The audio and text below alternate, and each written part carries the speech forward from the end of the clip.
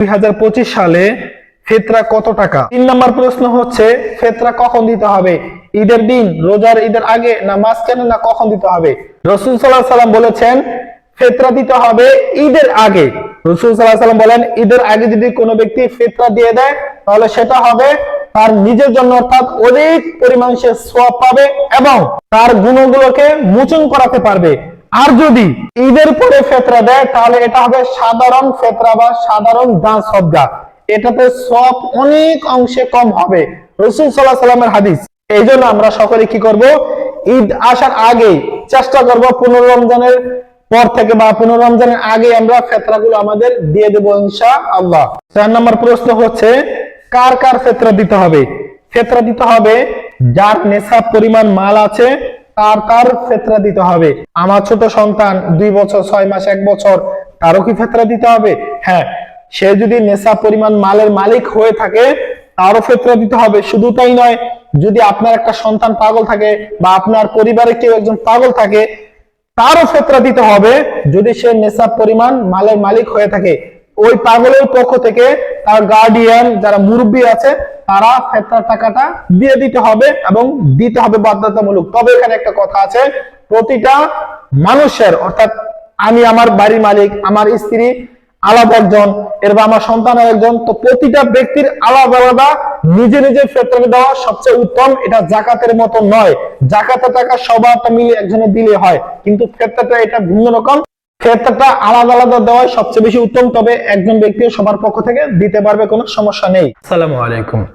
সাদকাতুল ফিতর, এই সাদকাতুল ফিতর নিয়ে কয়েকটি গুরুত্বপূর্ণ প্রশ্নের জবাব দিব ইনশাআল্লাহ। প্রথম প্রশ্ন হচ্ছে 2025 সালে ফিতরা কত টাকা? ফিতরা কেন দিব? ফিতরা কাকে দিব? ফিতরা কখন দিতে হবে? ফিতরা কার কার দিতে হবে? এখানে যে কয়টা প্রশ্ন আসছে প্রত্যেকটি প্রশ্ন কিন্তু গুরুত্বপূর্ণ। প্রত্যেকটা প্রশ্নের জবাব কোরআন এবং হাদিস থেকে দেওয়ার চেষ্টা করব ইনশাআল্লাহ। প্রথমে আসি ফিতরা কেন দিব। এই বিষয়ে আবু দাউদ শরীফের মধ্যে কয়েকটি হাদিস আসছে।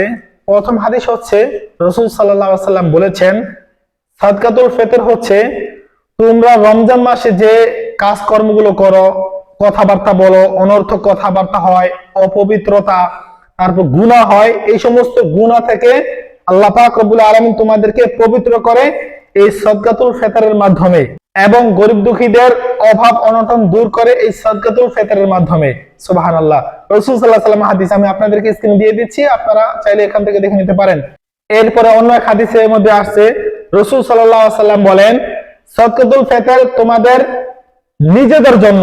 কিরকম নিজেদের জন্য? কারণ আমরা রোজা রেখে বিভিন্ন সময় অনর্থক কথাবার্তা, অযথা কথাবার্তা, বিভিন্ন সময় খারাপ কথা চলে আসে, গুনাহ হয়ে যায়, এই গুনাহগুলোকে মোচন করে ফেলবে এই সাদকাতুল ফিতরে। গরিব দুঃখীদের ঈদের যে একটা সামগ্রী আছে, আমরা যারা বড়লোক আছি, বড়লোক ভাইয়েরা আছে, বড়লোক বাবাজিরা আছে, তারা তো কোটি কোটি টাকা মালিক, তারা যে কোনো সময় কিন্তু ঈদের শপিং করে ফেলে, কিন্তু গরিব দুঃখী তারা কিন্তু শপিং করতে চাইলেই পারে না। এই জন্য রাসূল সাল্লাল্লাহু আলাইহি ওয়াসাল্লাম বলেছেন যে তোমরা সাদকাতুল ফিতর দাও, এবং কখন দিবা? ঈদের আগে দিয়ে দাও, যাতে করে এই সমস্ত গরিব মানুষগুলো ঈদের কেনাকাটি করে তাদের পরিবার নিয়ে সুন্দরভাবে জীবন যাপন করতে পারে, ঈদটা উদযাপন করতে পারে।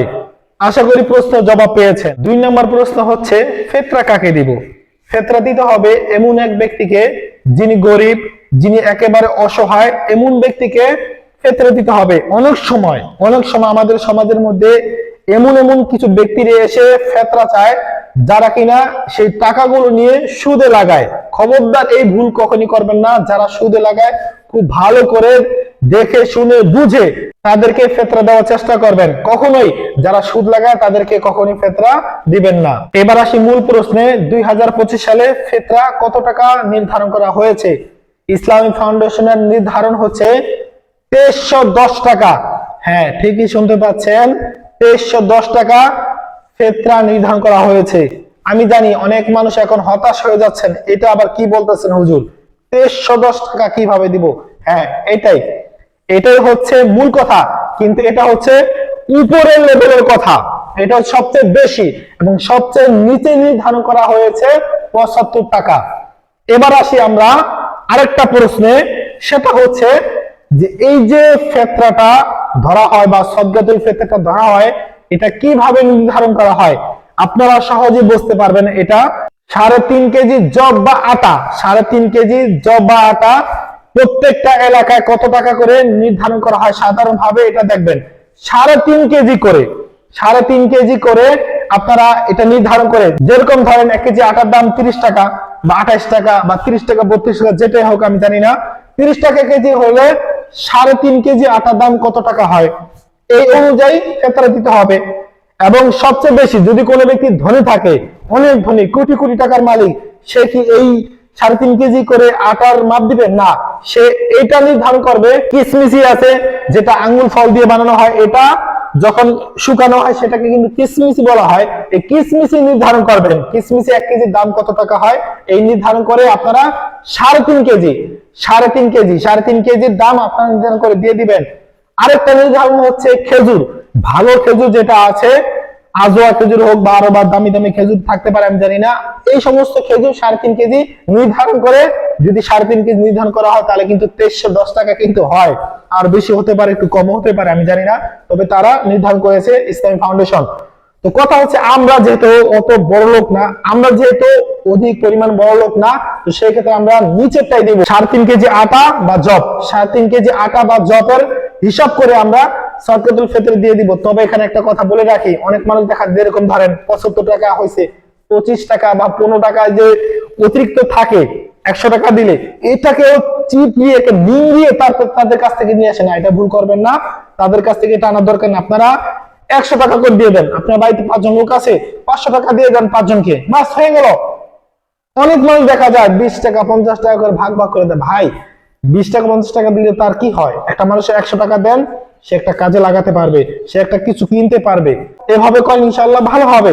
যাকার কোনো কথা নয়, ভিডিওটি শেয়ার করে দিবেন, যদি একটু ভালো মনে করে থাকেন, উপকারী হয়ে থাকে, উপকৃত হয়ে থাকেন বা উপকার পেয়ে থাকেন। ভালো থাকবেন, সুস্থ থাকবেন, আল্লাহ হাফেজ।